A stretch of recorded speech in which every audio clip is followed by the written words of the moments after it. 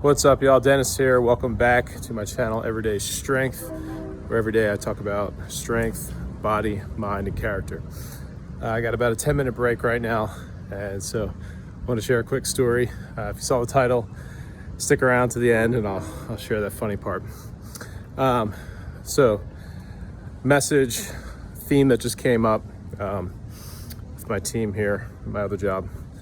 It's the idea of always finishing. Always finish the race. You may sign up for a 5K, you may sign up for a marathon, you may sign up for a powerlifting meet, and you don't hit your splits, you don't hit your pace, you don't make your first few lifts, whatever it is, and you can see during the competition, during game day, real time, that you're not going to reach your goal. Always finish the race. Always finish the competition.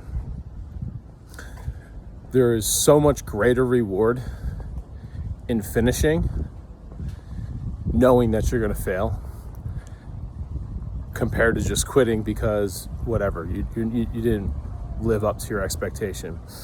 So let me tell you an example. So, my best marathon time was 3:40 at the Philly Marathon.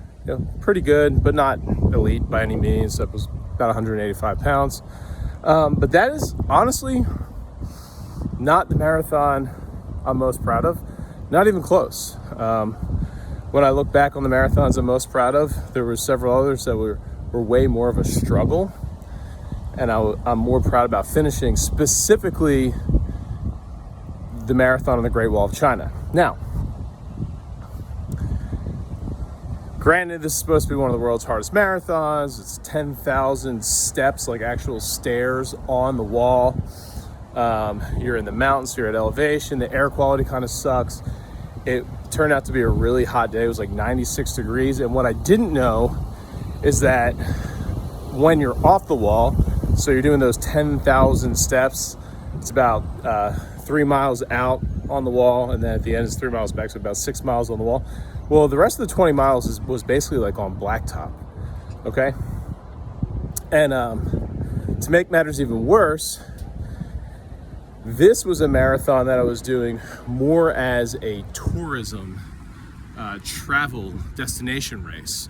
At the time, I was living in Japan, which is how I was easily able to kind of commute to China for this race. And we went with a group of airmen from the 18th Med Group, and we're all going to go do this race. And but at the time, I was really just training CrossFit. And I thought, well, I know that I can do marathons. I've done 5 already, but I wanted to put the concept of CrossFit will prepare you for anything. I wanted to put that to the test. So I didn't really train. I did add in like a couple extra running days to my CrossFit training. So it's not like I didn't run at all, but I didn't really train. And I wanted to see what would happen. And well, I'll tell you what happened. I almost died. That marathon took me 8 hours and 10 minutes. It was clear within the first 90 minutes that I was not going to hit my pace, and by mile 18 I was back on the wall, and it was clear that I was injured. It was a heat injury. I was having some heat stroke or something to that effect, and I stopped in one of these like watchtowers, and I just had to sit down. And if anybody's ever felt like a heat injury, it's like the blood rushes out of your head, you feel nauseous and weak, and not good, not in a good state of mind. I don't know how long I sat there. I think it was like 30 minutes, and I was forcing water and trying to stay in the shade, and people kept asking me if you're all right. A lot of people got taken off the wall that day, medically evacuated, which, by the way, I did not want to do. I did not want to get medically evacuated to some random Chinese hotel. in the outskirts of Beijing. I mean, we were staying in Beijing, but like I don't know where the hell we were. We were a couple hours out.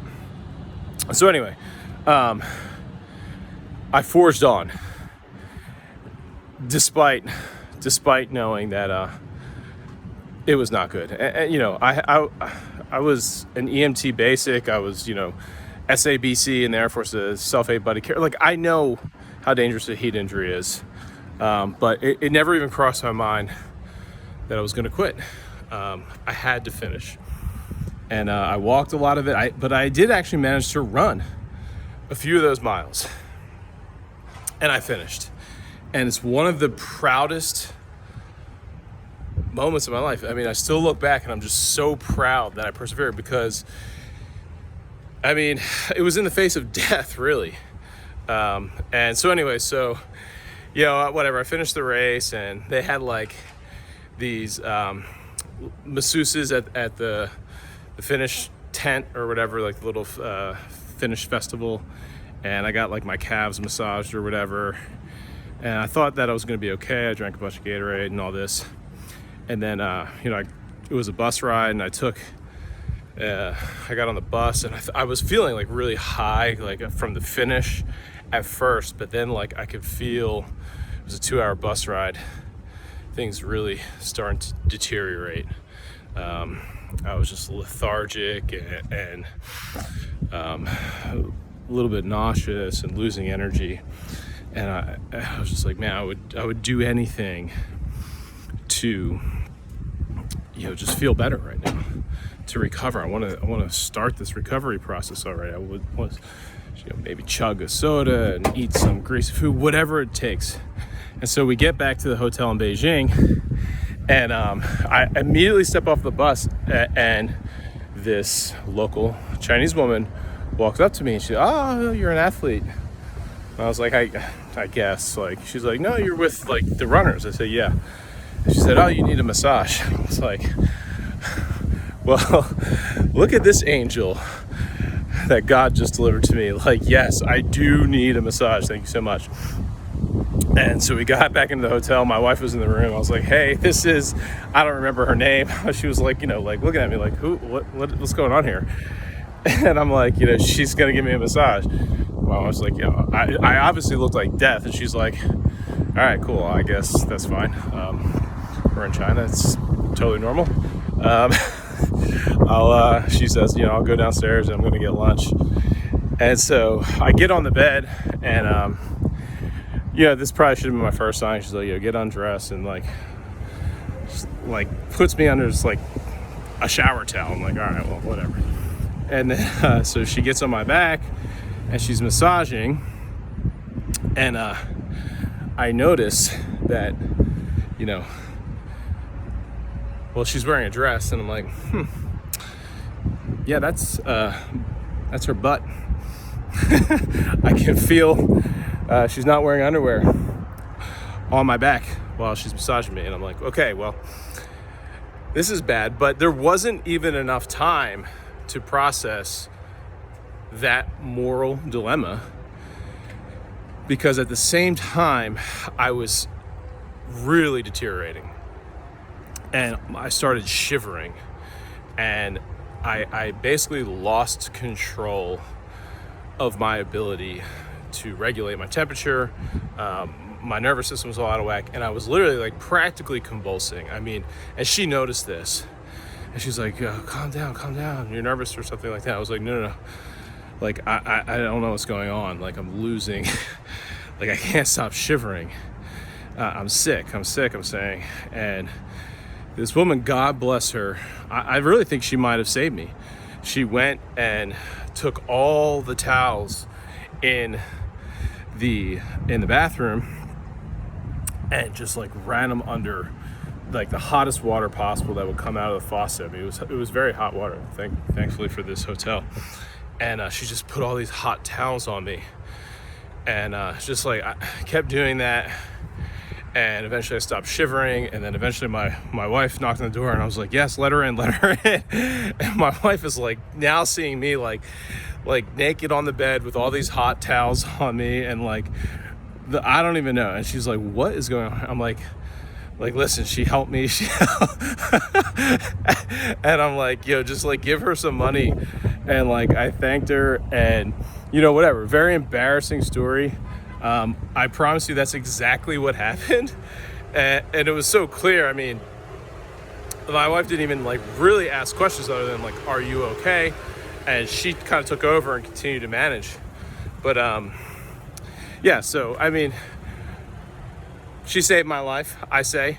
And throw all the judgment you want, but I still think that whether or not it was a poor decision, I don't think I was really in a state to make good discretion, good decision making for how I should handle my recovery. But I think it was exactly what I needed, and I think maybe God put her in my place, because I'm not sure what would have happened otherwise.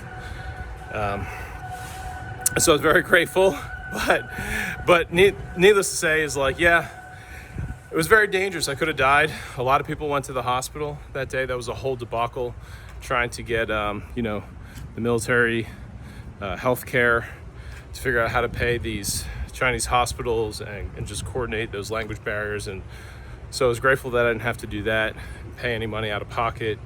But obviously more grateful that I didn't die. But regardless of all that, it's one of the proudest physical things I've ever done. To this day, I look back and I'm just so proud that I finished, and thank God that I was okay. Now, if I would have died or something, maybe I would have had some regrets, but I also think maybe I'd like to think that maybe I would have stopped if I was truly like in danger, but it's hard to say. I don't care. Either way, finish the race. Always finish the race. All right, y'all. Peace.